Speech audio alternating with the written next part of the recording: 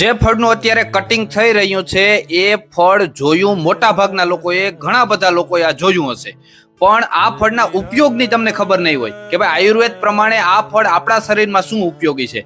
આજે મારે તમને એ વાત કરવી છે. પહેલી વાત ઈ કે આ ફળના હું તમને નામ કહી દઉં છું. અમુક વિસ્તારમાં મિત્રો આ ફળને ગલેલી કહેવાય, ગલેલી.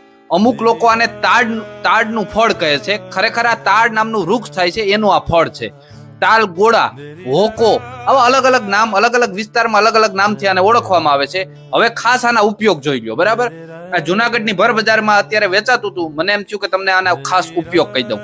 ઉનાળામાં જે લોકોને પેટની અતિશય બળતરા થતી હોય, બરાબર, અથવા તો પેટમાં અતિશય ગરમી વધી ગઈ હોય, જેને આપણે ઉનવા કહીએ છીએ, આવું જ્યારે વધી જાય ત્યારે આ ફળની અંદરથી જે સફેદ કલરના પલ્પ નીકળે છે એ 1 થી 2 પલ્પ, બરાબર, તમે ખાઈ લેવા એટલે તમને એટલી ઠંડક પેટમાં થઈ જશે કે તમે ન પૂછો.